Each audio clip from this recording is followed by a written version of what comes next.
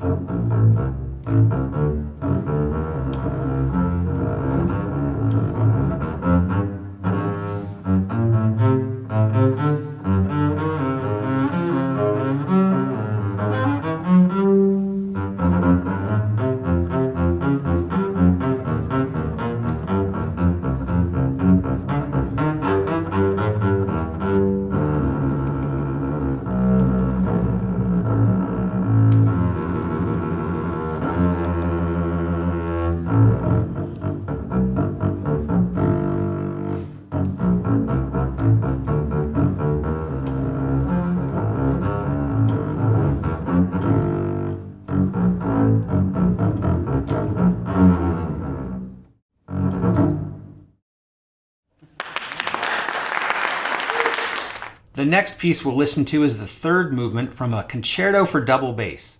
A concerto is a piece of music that highlights an individual instrument and is accompanied by an orchestra.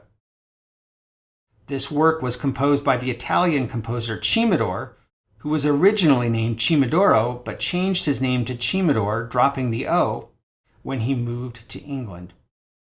One of the things you'll hear in this movement is a rondo theme, a happy, sprightly theme in G major that occurs a number of times in the movement, but in between iterations of this theme, you'll hear contrasting material, and one of the wonderful contrasts you'll hear is a very melodramatic theme in G minor, a much sadder key, that provides the opportunity for the double bass and the double bass player to be expressive.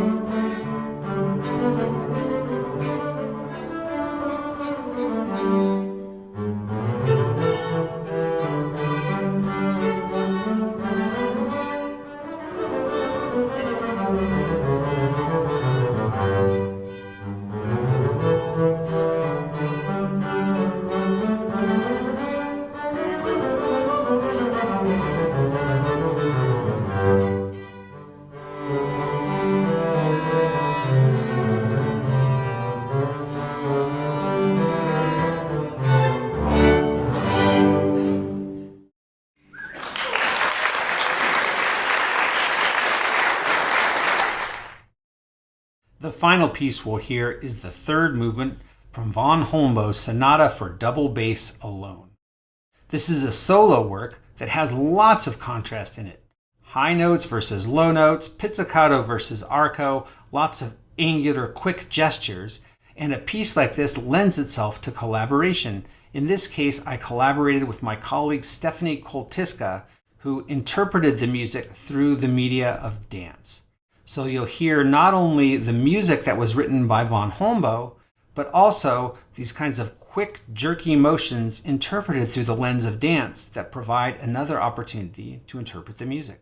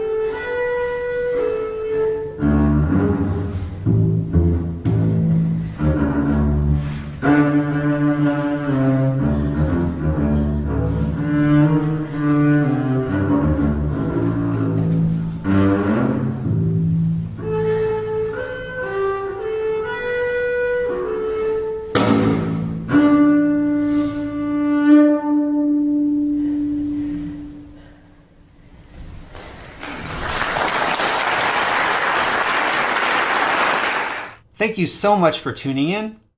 I hope to see you on the Hill in Jacksonville.